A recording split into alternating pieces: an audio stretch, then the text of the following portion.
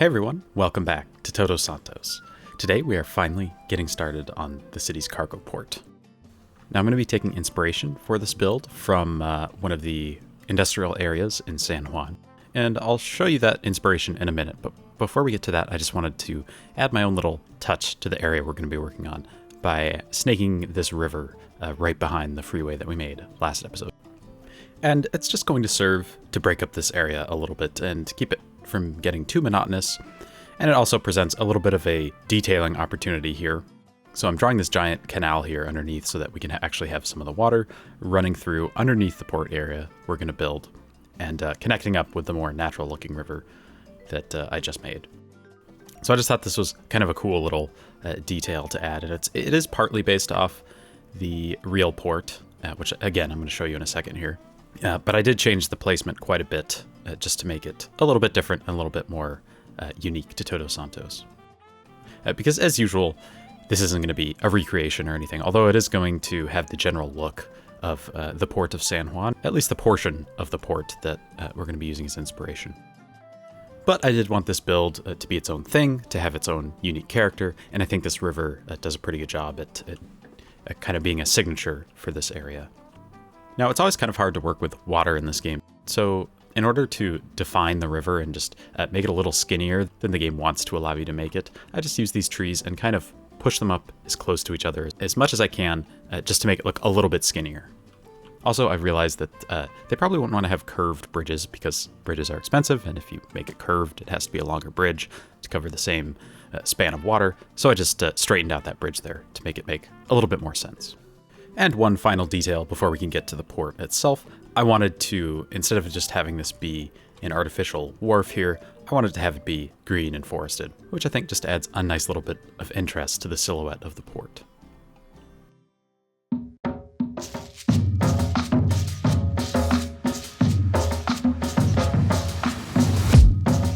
Here's the area in San Juan that I looked at for inspiration for this build. It's at a little bit of a different angle. It's a little bit bigger than what we're going to build, but I generally wanted to go for this kind of look, and we're going to take bits and pieces from it and fit it into the area we have here. Now, first I just wanted to lay down a few of these container stacks just to get a sense of scale, because when you're just looking at a big blank green space, it's really hard to tell like what is actually going to make sense there, how much you're going to need to put down. And so I just wanted to lay those out so that I could kind of train my eye to the amount of space we have here. Of course, this port is going to generate a ton of traffic because I'm going to try to make it relatively functional. So I wanted to take this opportunity to custom make my own avenue, because normally I would just use, like a 4-lane road or 6-lane road or something like that, lay it down, maybe even find something cool in the workshop. But I wanted to do something that didn't have road markings, just because I thought that looked kind of cool and industrial. And so I ended up custom making the avenue for this area, and I just used these wonderful roundabout roads, which I mentioned a couple episodes ago. Of course, you don't have to exclusively use them for roundabouts, and that's what we're doing here. I just laid out 2 lanes in each direction, and it ends up handling the traffic pretty well.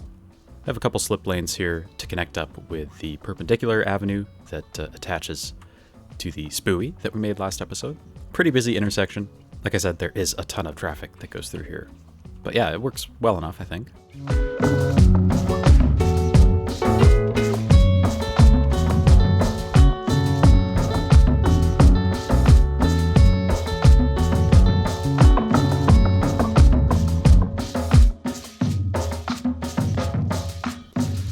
I didn't want to use the canal here as any sort of visual part of the port. I just wanted it to actually easily funnel the water in and out of the river here. So I'm just covering all that up to make sure none of the visual part of it pokes through, except for this little outlet here. And I'm just using ploppable pavement to do that. Just as a base, of course, we're going to cover this up with tons of buildings and props and decals and everything when we get to the detailing part of this build. But for now, I just wanted to cover it up. And then I take these docks surfaces from the docks pack by Ronix. It's a fairly old set of assets, but very good, and it still checks out. And I'm just using those to look like they've put, I don't know what the term is, but plates of some material across the buried river there. I just think it looks pretty cool, and it adds a little bit of variation to the pavement, because there's going to be a lot of pavement in this build. Pretty much the whole thing is going to be painted over with surface painter, covered with decals. Like I said, there are going to be tons of details put on top here. but it does get a little monotonous, so it's nice to have it be broken up every once in a while. One thing I noticed about ports and this kind of infrastructure in general is that they're pretty controlled access, so you really need a reason to be there to be able to enter it. So we have this big entrance. Now there are going to be a few entrances and exits spread across the area of the port, but this is the main one that the trucks would use to come and go. So I'm just using the vanilla toll booth asset, or I think it's actually technically from the industry's DLC, so it's not really vanilla.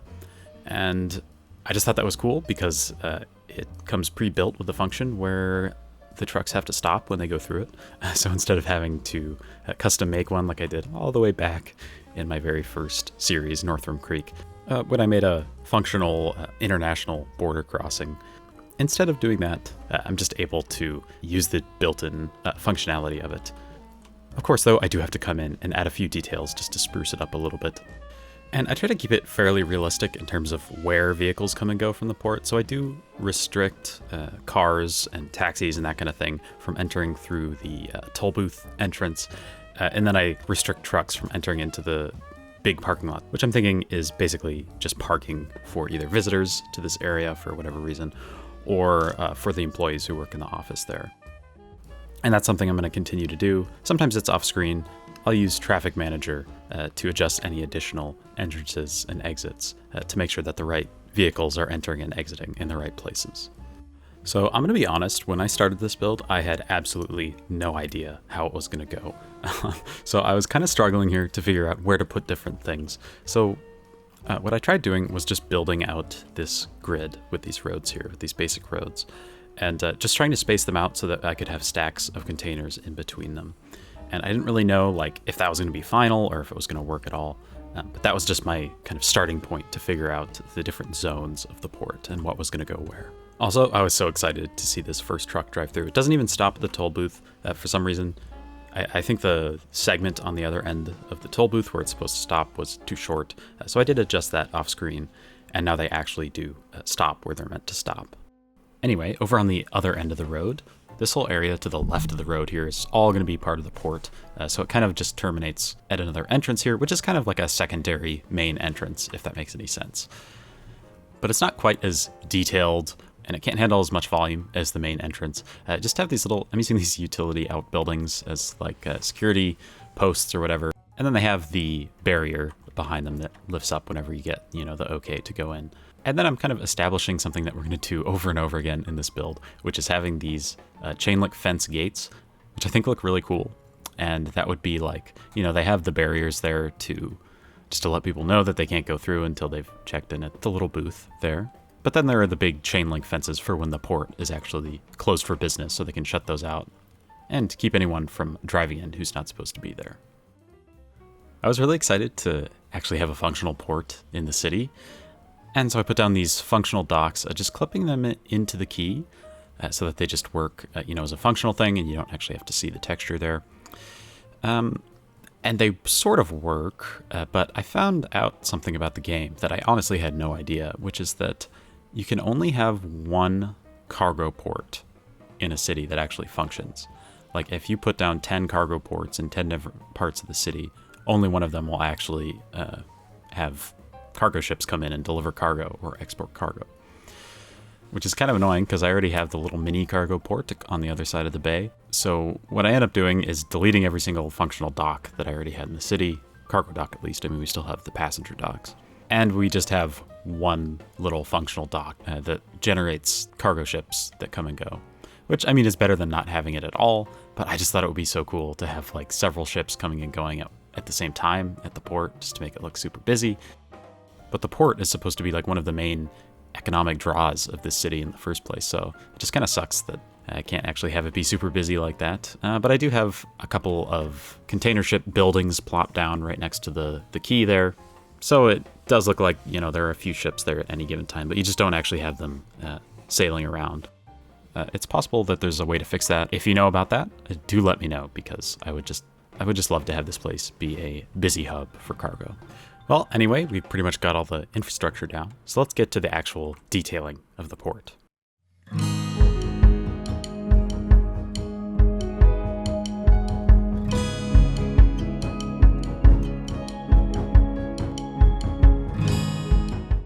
Okay, in the spirit of making this place a functional port, at least within the mechanics of the industry DLC, I technically designate this place as an oil industry, and I just did that so I could put down a few of the industry buildings here without having to worry about, modding them or turning them into procedural objects. Not that I have started using that mod at this point in the build, but I don't want to get too far off track. And one of those buildings I wanted to put down was this oil storage area, which actually comes, I think, with the Industries DLC. It's a really good looking asset, so I just wanted to use that and not have to custom make one and put down a bunch of props and stuff, which, I mean, I love doing that, but, I can't do it for every single thing in this city. It did come with a built-in fence, though, that I didn't really think fit with the aesthetic of the port. And unfortunately, you can't adjust that with the BOB mod, which normally lets you remove props and everything. It seems to not work with networks, which is fine, though, because you can just go in with node controller and create nodes in the built-in network asset, and then proceed to delete them with move it. Works pretty well. I'm probably just missing the fact that there's like a mod that can do that for you in an easier way. I don't know. I'm usually pretty behind the times when it comes to all these new mods and stuff. But anyway, the node controller method works well enough, and I just put down this really tall fence around the thing because obviously you want big tanks of oil to be well protected from all the crazy stuff that goes on at a port like this.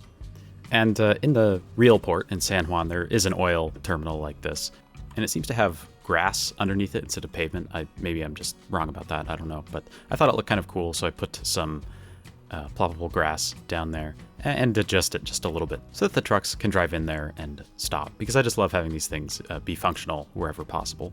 Now we're starting to get a sense of how all these details are going to go down, because there are going to be a lot of containers in this port. I mean, obviously it's a container port, so there are going to be tons of containers, but there are different kind of arrangements and situations for these different containers. So I'm just starting off with some of these containers that are on trailers. We're going to have some on, some off, some just single layers of containers. Some of them are going to be stacked.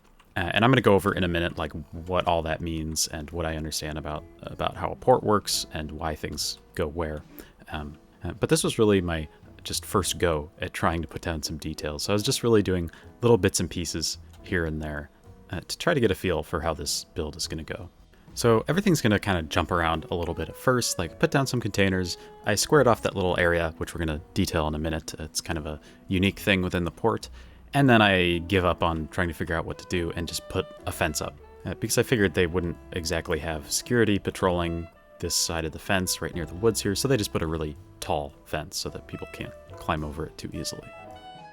One thing I noticed in this port, at least in San Juan, is that often you'll have like containers that are put along a fence, almost used as like a secondary kind of barrier, or they'll be set up in a way that they like cordon off certain areas for certain purposes. At least that's what it seems like. So in a few places, I do try to line up containers in that kind of way. Just almost used, instead of as like actual containers, they're used as basically like makeshift walls, which I think is kind of cool. Like over here, I make this little area for liquid tanks, gas tanks, I guess. It just makes sense that you'd want to have like an extra layer of protection between all this heavy lifting and stuff going on in the port and these delicate, potentially explosive containers. Again, I could be totally wrong about that. I'm not very knowledgeable about container ports or anything like that, but I'm not too worried about getting things wrong here and there, as long as I get something that looks like it makes sense. It doesn't have to actually make sense. Although when possible, I do try to, make it realistic. One little point of realism that I tried to go with is that there are just tons and tons and tons of these trailers stationed around in various places in the port. I assume it's just because you never know when and where you're going to need one of these trailers to move a container around. So I just try to fit them in. Like if there's any empty space, we'll usually put a few trailers there. Here, though, I did want to have this big pad where a bunch of these are stationed. Maybe these are like new ones that have just been bought or whatever. I wanted a little bit of a different pavement texture here, so I used these like pavement park assets. I'm not sure if you can really even tell the difference. I'm not sure if it was worth the effort to put this down instead of just using surface painter or whatever. But anyway, that was the thought process there. And I do kind of wall it off.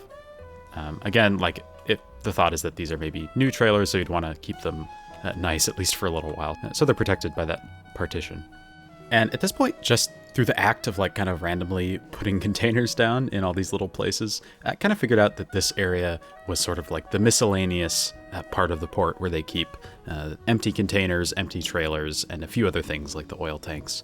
And down here we have some cars that are just waiting to be shipped onto one of those cool new car truck trailer thingies. I don't know what they're called, but you know, the things that have a bunch of cars stacked up on their trailer. Just waiting for one of those to come up and pick all those up and bring them to a car dealership, which we're going to make next episode, by the way. So now that I know what this area of the port is actually supposed to function as, it's pretty easy to just come in here and copy and paste a bunch of these empty container assets over and over again until we get something that looks nice and colorful and interesting.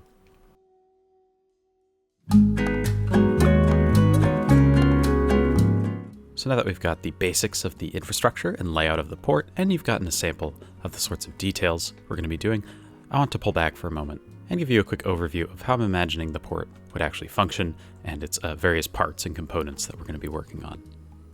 Now there's a quick disclaimer, which is that I really don't know much about this, and this is really just information I've managed to scrape together from a little bit of researching, but hopefully it's relatively accurate and informative.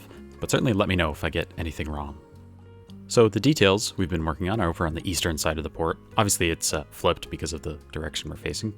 But the main bulk of what we've done so far would be where empty containers are stored. So these would be just waiting to be filled up with exports, or they've been used for importing something and are just sitting there waiting to be used. Then of course down here we have the imported car storage. I don't think there are any car factories in Todos Santos, so these most likely would be imports. Then in between these two we have the oil tanks.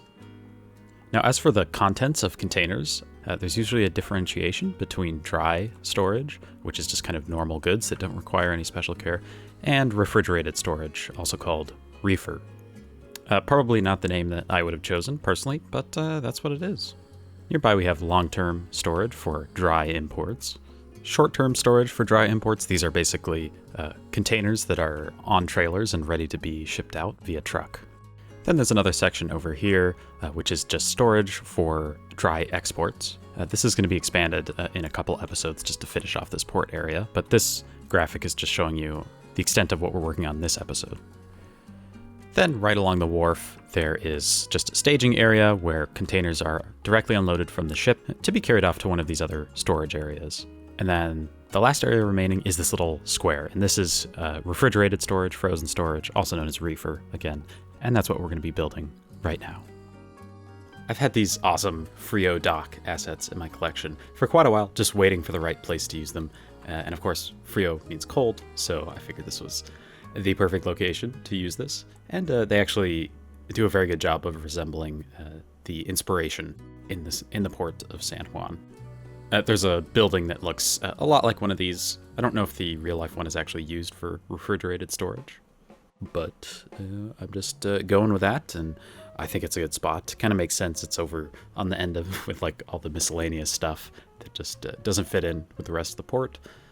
And then, much like with the oil terminal right nearby, I'm putting up a fence and a gate so that there's controlled access to this area. Because I imagine refrigerated storage is probably pretty important to keep safe, just because of the potential for things that are stored there to, go bad or spoil or whatever. So it's just a little bit more precious than all the dry storage that we're going to be building from now on.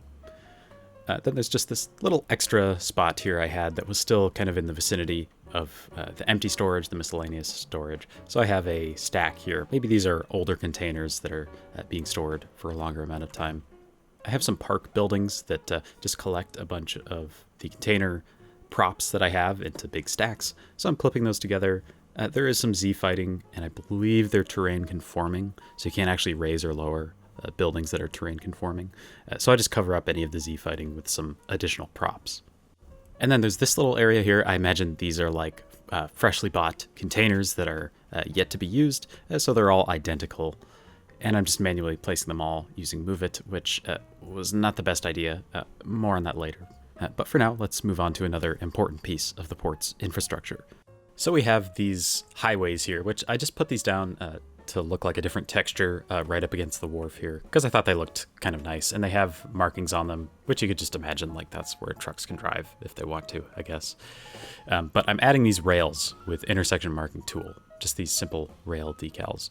Now I've manually moved the nodes where the lines are drawn in IMT, which is not the most efficient way to do it. I should have just used the shift value, which basically just moves, your line or your decals or whatever back and forth away or closer to the road. But I hadn't figured that out yet. I hadn't really branched out in terms of my ability with intersection marking tool yet at this point in the build. Since doing this build and a few others, I've started doing more interesting things with IMT. But it definitely makes this kind of repetitive task a lot easier, especially when you're doing something with decals, because if you drag out a bunch of decals with prop line tool, they don't really play well with the terrain. They could disappear. So it's just easier to do it with intersection marking tool. One exception to that, I think, is when you're drawing out like really long straight lines of fences. It can be easier just to use a network like I did here.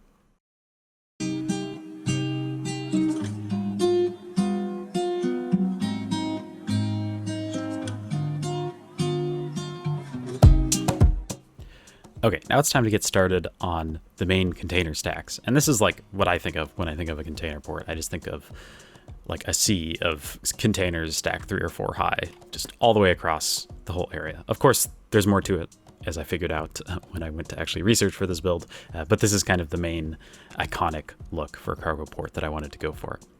So, as I described before, this is the dry import area where they would be stored longer term, as they wait for a truck to come pick them up.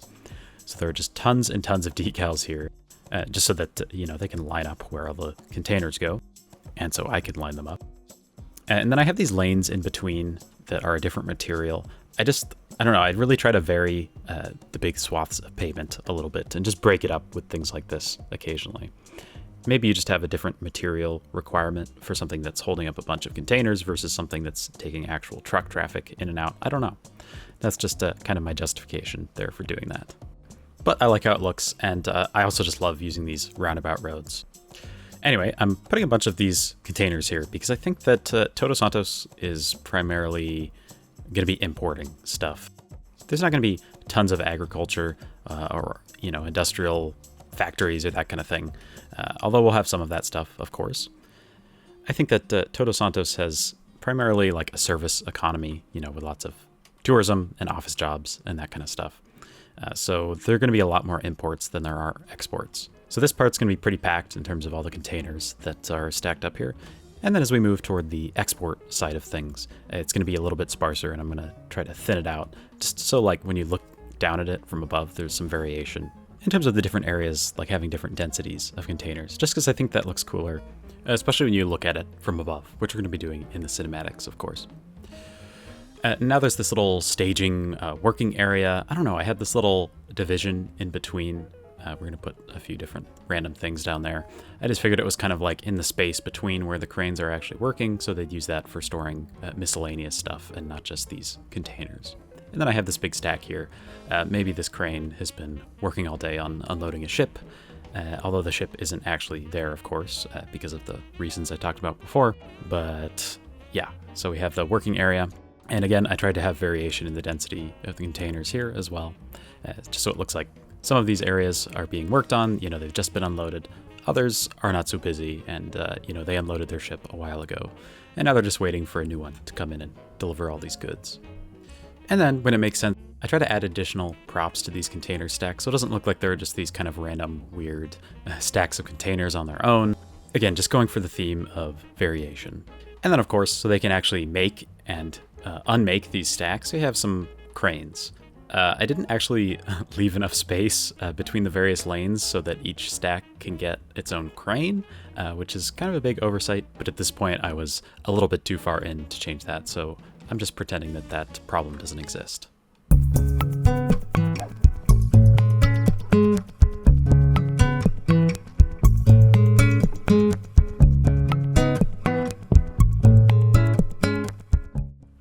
Well, earlier I mentioned that it seems like in some places they use big stacks of containers just to like cordon off different areas. So that's what I'm doing here to separate the long-term dry storage from the short-term dry storage that we're going to build now.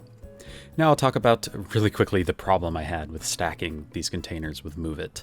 It seems to be I don't know if it's a problem or just some sort of issue with I think the prop anarchy mod. Maybe it's just a limitation in the game engine or something. I don't really know anything about that kind of thing. But for some reason, when you stack these container props on top of one another, they collapse when you reload the game, which is just so annoying because it takes so long to fix this. And at the time, it was a pretty big problem. Now I have procedural objects. Obviously, at this point in the recording, like I mentioned, I don't have it. But someday I'm going to come back in and convert all those to procedural objects because props that have been converted to procedural objects seem to not have that problem. So I'll just have to come back and do that. But I just thought I'd mention that stacking props with Move It and Prop Anarchy just seems to not really work too well. So as I was rambling there, I made the short-term dry storage. And that's basically, like I mentioned, containers that are ready to go on trailers to be picked up. I don't know if the scale is quite right here. It seems like there's not quite enough space for trucks to actually pull out with a trailer attached, but I'm not going to worry about that too much. And I really like the look of all these containers lined up, especially the area where they're all the same color, where they're all gray there. I think that looks really nice and just really gives a nice feeling of scale, even though I just said that the scale maybe wasn't right. But anyway, the final look is good, so that's what I'm going for. Now we're getting to work on the export working area or staging area here. And I really wanted to go a lot sparser here for the reasons I talked about before. And then I also, you might have noticed in the staging area for the import part of the port, I just used like worn decals that have a little outline in the pavement where the containers have been. And I'm imagining that that's because the import area is so much busier that like all these containers come and go so often that it's just worn away all the markings. And then for the working area for the export side of things, they still have the markings down there just because it hasn't been used as much. I don't know if that's actually realistic, but that's the quote-unquote logic for why I did that.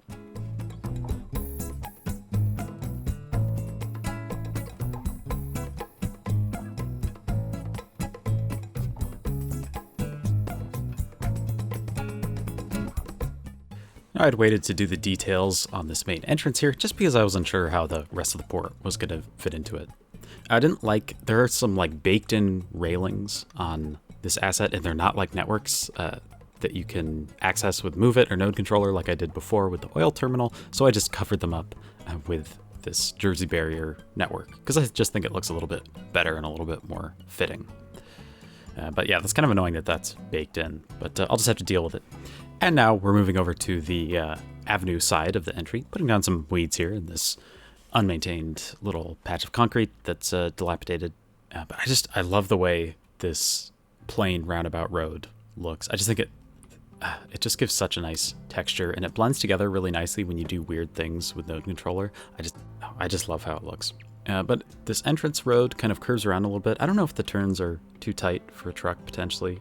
They probably are. But anyway, I just had that little bit of curve there just to, well, first of all, to slow the trucks down, if they're going too fast. And second of all, just to give a little bit more space. If there's a big line backed up, they're not going to back up into the road as easily. So just making a little bit more efficient use of the space here at the entrance. And again, doing that same technique for the gates with the chain link fence network and a couple signs just so people know that this is like the port entrance. I'm really happy with how this area turned out. I think it was one of my favorite parts of the port to detail.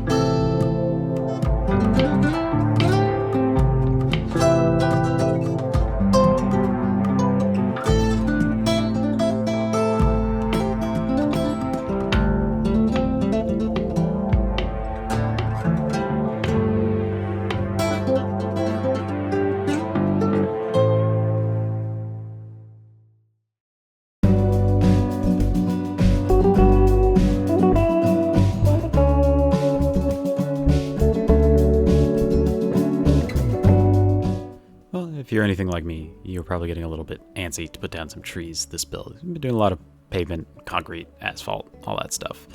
And I was feeling a little bit like there's a lack of green here. So I just put down a bunch of trees, basically painted a whole forest around the port.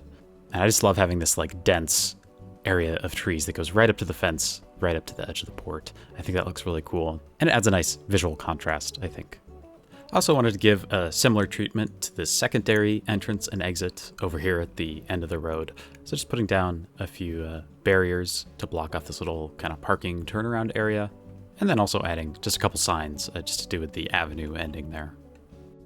I also realized that you'd probably want to have a marked road for the trucks to drive along, when they're going to be passing by the cranes to pick up containers and move them around the port. Probably better to have markings so that they know where to go and so they don't, all crash into each other. So I just manually make one on that pavement road there using IMT. Use a preset to copy and paste. I do have to manually come back and do the T intersections. I think it's easier to do that than adjusting your template so that you can copy and paste it. So I just make another template here and do it myself. Of course, a lot of people are going to need to come and go from the port, so we need a brand new, fresh bus line.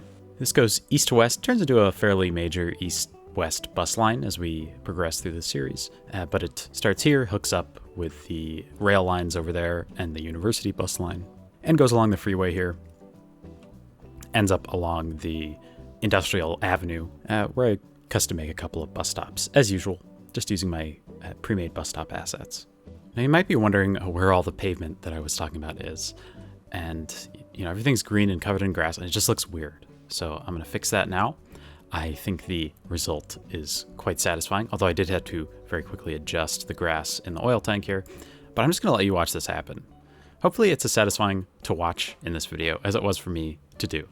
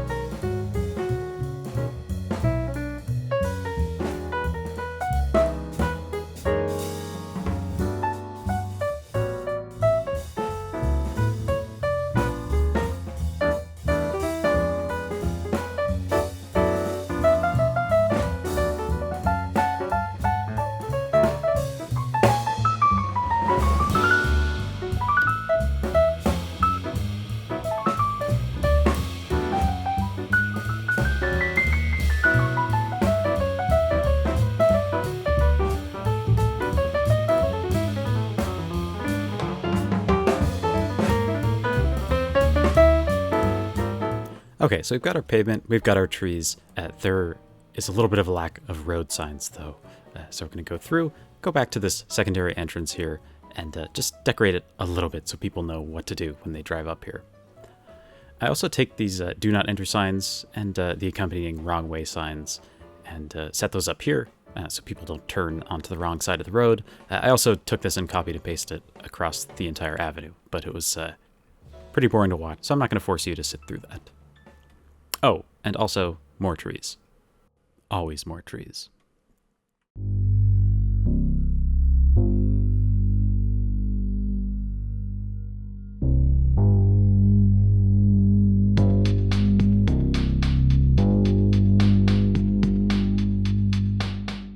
Obviously, a giant industrial place like this needs some giant industrial lights. So I'm taking these, I think they're airport lights. They might even be vanilla. I don't know, but they look really cool. I do sink them down a little bit because they're a little bit too tall for the scale of the port as it is, I think. And then I also use these concrete planters just to serve as little, like, protector barrier thingies, I guess, and also some road paint just underneath to, I guess, visually show people that they should not drive their trucks directly into it. That seems like a reasonable thing to do, I guess, and warn people not to do that. Now, when I first put these here, they're probably about twice as dense as they should be. It doesn't really seem like it when you're up close, but when I first pulled back and looked at it, I realized there were way, way, way too many lamps. So off screen, I come back and I cut it down by about 50%. And it seems a little bit more reasonable while still brightening up the place enough that people could work here at night. Do they do that at ports? I don't know. It seems like they probably would. It seems like the sort of place where there's always something important going on. I also thought the cranes needed to be lit up because I've seen pictures of cranes like this in ports at night, and they're usually lit up. And it adds just a really cool glow when you look at it from a distance. It really makes it pop when you look at the city at night, which is definitely one of the results that I was hoping for, is that this area really stands out when you look at it and kind of redefines the silhouette of the city. Well, that's it for the main container port of Todos Santos. I know this was a bit of a long episode. I tried to cut it down as much as I could, but regardless of the length, I hope you enjoyed it. As always, I really appreciate your time, and I can't wait to see you on the next one. Bye.